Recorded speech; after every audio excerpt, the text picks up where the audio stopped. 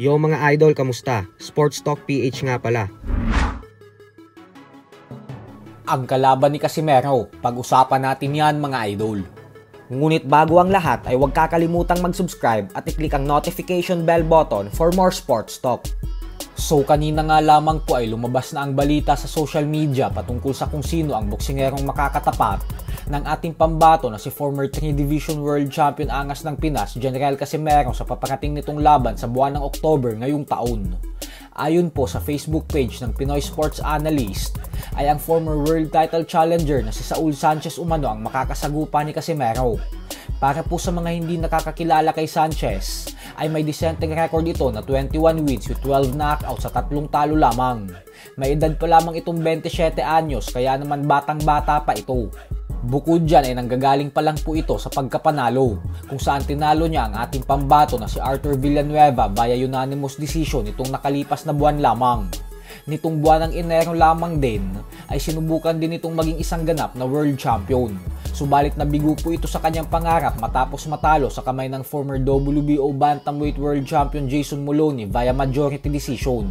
Bagamat po lamang na lamang si Casimero kay Sanchez, ay panigurado po na magiging isang malaking hamon ito para sa ating pambato, lalo pat napaka-aktibo ni Sanchez. Gawa ng 4 na beses na itong lumalaban sa loob lamang ng isang taon, kumpara kay Casimero na isang beses pa lang lumalaban magmula noong buwan ng October.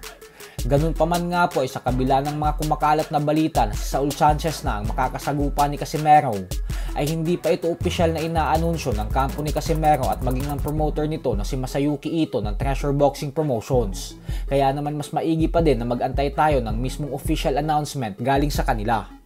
Sa kabilang banda naman mga idol ay tila hindi nga po natuwa ang current Unified Super Middleweight World Champion Canelo Alvarez sa naging banta sa kanya ng makakalaban niya sa susunod na buwan na si undefeated knockout artist Edgar Berlanga. Para po kasi sa mga hindi nakakaalam ay bumanat si Berlanga na ina-knockout niya umano si Canelo sa loob ng 6 na round sa gabi ng kanilang bakbakan. Kaya naman dahil dyan ay nagbanta na din si Canelo na magiging brutal daw talaga siya kay Berlanga. Paliwanag ni Canelo na hindi daw siya maaawa sa bagitong prospect na ito dahil talagang sisirain niya umano ang karyer ni Berlanga sa pamamagitan ng pagdurog dito. Kung atin pong matatandaan ay sinabi ni Canelo dati na isa siyang maawain na fighter, kung saan kahit umano kayang-kaya niya nang in-knockout si Jaime Munguia sa huli nitong laban, ay pinigilan niya daw ang kanyang sarili na gawin ito upang hindi umano masira ang career at kumpiyansa ni Munguia. Pero dahil umano napakataas ng lipad nitong si Berlanga, kaya naman tuturuan niya daw talaga ito ng matinding leksyon at ibabalik niya daw ang mga paa nito sa lupa. Banta pa ni Canelo na ibabalik niya daw sa realidad si Berlanga at ipapaalam dito na isa lamang siyang ordinaryong fighter na walang espesyal na abilidad. Dahil po sa mga banata ng dalawa sa isa't isa, ay ang siyang dahilan kung bakit mas lalong nagiging kaabang-abang ang sagupaan ng dalawa sa kabila ng heavy underdog si Berlanga.